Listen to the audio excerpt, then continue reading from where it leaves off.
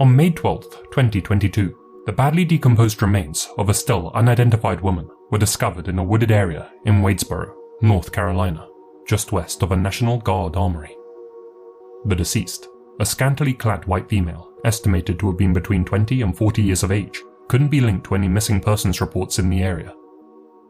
In lieu of her real name, whatever that may be, she was given the moniker Anson County Jane Doe. She was estimated to have perished at some point in 2021. Unusually, at the time of her demise, the only clothing that the woman was wearing was a black Secret Treasures bra and a pair of leggings. Her cause of death has never been officially announced. While attempting to identify the woman, the most compelling and easily the most disturbing lead the authorities came upon were several images captured by a trail cam close to where the Doe's remains were found. The cam had been installed in a hunting zone near the armory to monitor a deer feeder, but instead of deer, it captured these.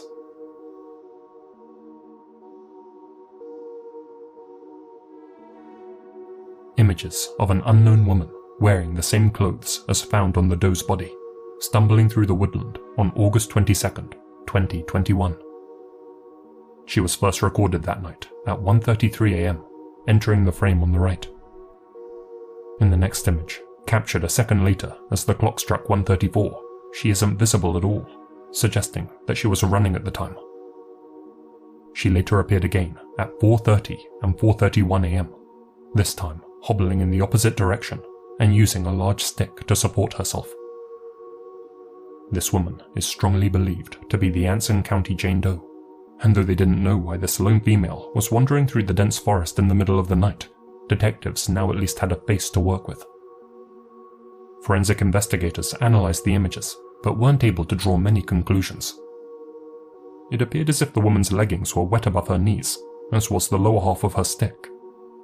That suggested that she had crossed a body of water, likely Culpeper Creek. She had perhaps slipped and hurt herself while doing so, hence the walking stick.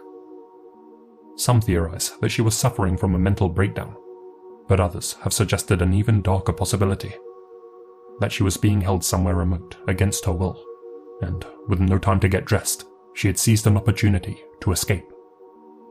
Proponents of that theory believe that she ultimately met her end at the hands of her captor, who had somehow managed to track her down. Whatever did become of this woman, it's truly chilling to look over these images and imagine what her final hours must have been like, wandering alone through the woods, lost in unending blackness.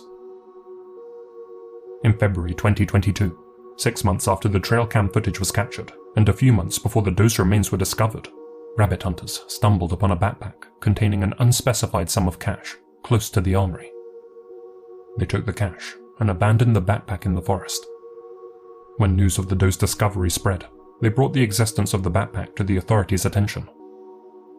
Unfortunately, to this day, that backpack hasn't been found. Despite providing relatively clear images of the Doe's face, the trail cam footage didn't result in any new leads. At least, none that the authorities have publicly announced. And that's the thing. Local law enforcement have remained unusually tight-lipped about this whole case, not releasing a description of the woman's remains, her cause of death, the color of her hair, or even a description of the missing backpack. No major news outlets have reported on the story either, and it feels to many as if little's being done to solve this case. As one anonymous local resident put it, "I sure hope I never go missing in Anson County." In conjunction with these creepy images, it's that silence that's fueled so much online interest in this story. With so many questions and so few answers, the Doe's identity has become a huge topic of discussion here on YouTube, over on Reddit, and perhaps most importantly, on Facebook. Attempt to Locate is a Facebook group with 123,000 followers, a place for users to share photos related to UIDs, or unidentified decedents, and attempt to link them to the case files of missing persons. And while discussing these images of Anson County Jane Doe, several users brought up this woman. Amber Ray Johnston, a 36-year-old mother from Mojave County, Arizona, one who's been missing since August 2021. To quote her page on missingpersoncenter.org, Amber was last seen in Bullhead City in August 2021. She left all her personal belongings at her apartment. Her boyfriend left around that same time and went to Myrtle Beach, South Carolina, and Amber was supposed to take a bus to Myrtle Beach on August 16th and meet him there. In her last Facebook post on August 19th, she streamed live from a bus before getting off at Winston-Salem. She hasn't been heard from since, and it's not clear whether she arrived in Myrtle Beach or not. Curiously, Amber's food stamp card was used by another woman after her disappearance. The woman, when contacted, said Amber's boyfriend had sold her the card. In the months prior to her disappearance, Amber had been using drugs and acting paranoid. Her case remains unsolved, and the circumstances are unclear. Amber Johnston bears an undeniable resemblance to the woman captured on the trail cam, and the date of her last correspondence lines up perfectly with when the footage was recorded. This lead has since been brought to the authorities' attention, and it's yet to be confirmed whether Amber truly is the doe or not. Given just how much attention this case has received as of late though, I'd wager that the local authorities will dedicate more resources to identifying her, and that she'll be given her name back in the near future. Until then, Anson County Jane remains one of the USA's 14,000 unidentified decedents. I'll be sure to keep you all posted about any breakthroughs on my social media accounts.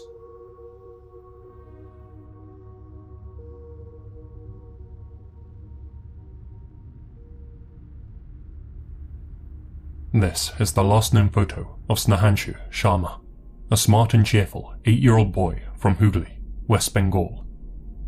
As reported by India Today, the boy met his end on February 16th, 2024, when he accidentally witnessed his mother, Shanta Sharma, in a, quote, compromising position with her secret lesbian partner, Ifat Parveen.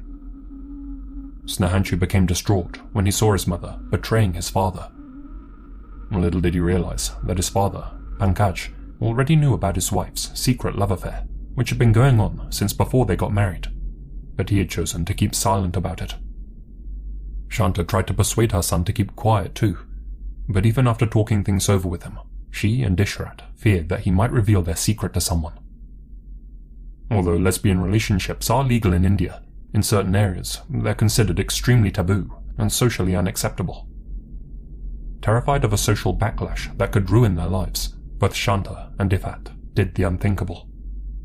Together, they pinned Snehanshu down, stabbed him several times with a vegetable knife so forcefully that the blade bent, and struck him in the head with an iron rod and a stone idol. They did all this while the boy's father, Pankaj, was at work, and when the only witness at the home was the family dog, Shadow. However, when Snehanshu's cousin came over and discovered the boy's lifeless body inside the home, investigators were quickly summoned and were able to identify his killers. Shanta and Ifat's mobile data placed them inside the house with Snehanshu at the time his life came to an end, as did surveillance footage captured by a neighbor. Forensic experts also found traces of Snehanshu's vital fluid on both of their clothes and on the stone idol inside the family home. They were arrested 4 days after the slaying, at which point Shanta confessed to taking her son's life out of fear of social embarrassment and ostracization. Deputy Commissioner Biswas stated to the media, "The relationship between Shanta and Ifat was an old one. They used to talk on the phone for hours past midnight. Based on multiple pieces of evidence, we zeroed in on these two women. Shanta was arrested from her home, and Ifat from hers." Both women are currently being held in police custody, awaiting their trial. Snehanshu's father is calling for his wife and her partner to be hanged.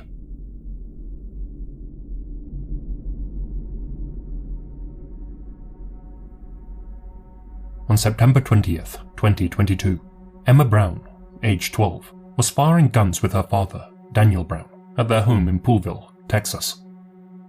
Daniel ran a firearms business, and Emma had grown up around guns and ammo.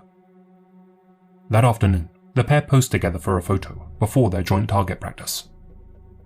What Daniel didn't know in that moment was that his daughter had other plans in mind, which she had morbidly hinted at by wearing a Harry Potter t-shirt with the quote, "I solemnly swear that I am up to no good." The 7th grader had secretly been planning a murder pact with an online friend. Both girls had mutually agreed to take out their entire families, including their pets, before running away together. According to chat logs, Emma planned to steal her parents' car, pick up her accomplice, and drive 230 miles to Georgia. Shortly after this image was taken, Emma intentionally fired a shot into her father's abdomen. After incapacitating her father, Emma took off down the driveway and walked about 100 yards down the road. But for whatever reason, she aborted her plan, and instead of making her way to Georgia, fired a single shot into her own head. Officers later arrived at the scene and found Emma lying in the dirt road. She passed away 2 days later in our local hospital. Her father, Daniel, survived his injuries. Emma's partner in crime, who also happened to be a 7th grader, was picked up by the authorities at her home in Lufkin and was charged with conspiracy to commit murder. Thankfully, she had either backed out of their mutual pact or never intended to go through with the plan in the first place, as her family were unharmed. She was fully prosecuted and sentenced in March 2023. Neither her name nor her sentence have been revealed to the public due to her age, and it's unclear how she and Emma had met, or why they both intended to eliminate their families and run off together.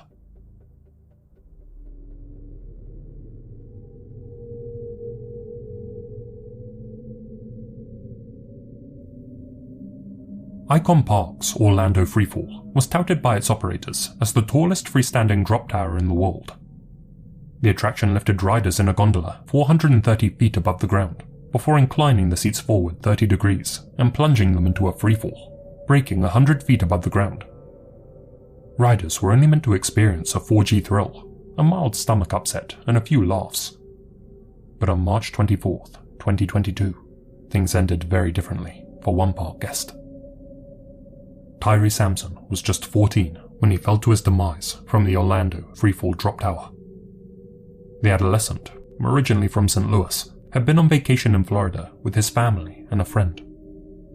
When he and his buddy made it to the front of the line for the drop tower, staff were immediately concerned with the boy's size. The tower's manual specified a weight limit of 287 pounds for the ride.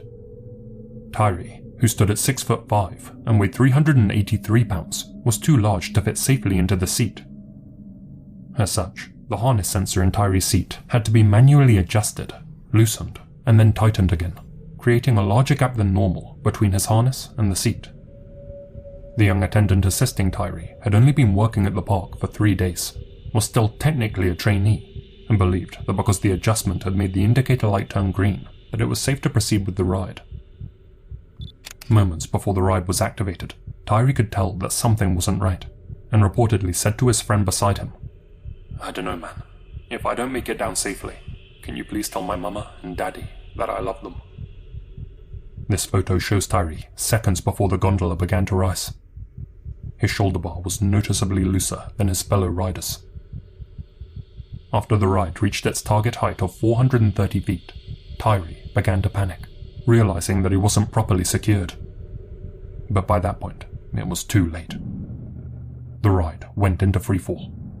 The brakes applied, and because of the G-force, Tyree was effectively sucked through the gap in his harness and hurtled to the concrete, smashing into the ground head first.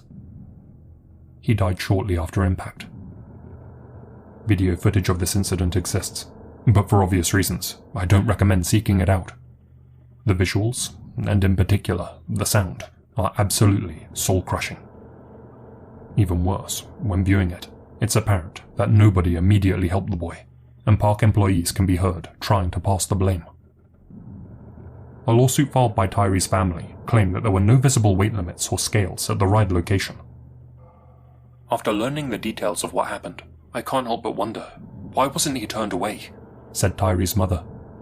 "He'd been refused on other rides, so why not this one? I understand he's a child. He insisted on riding with his friend, I get that. But as an adult or a ride attendant, that decision should have been made. His feelings might have been hurt, but he would still be here with me." His family filed a wrongful death suit against the owners of the amusement park and settled for an undisclosed amount. The ride has since been dismantled. If you enjoyed this video or found it helpful, please give it a thumbs up and share it with your friends. And don't forget to subscribe for more enlightening content like this.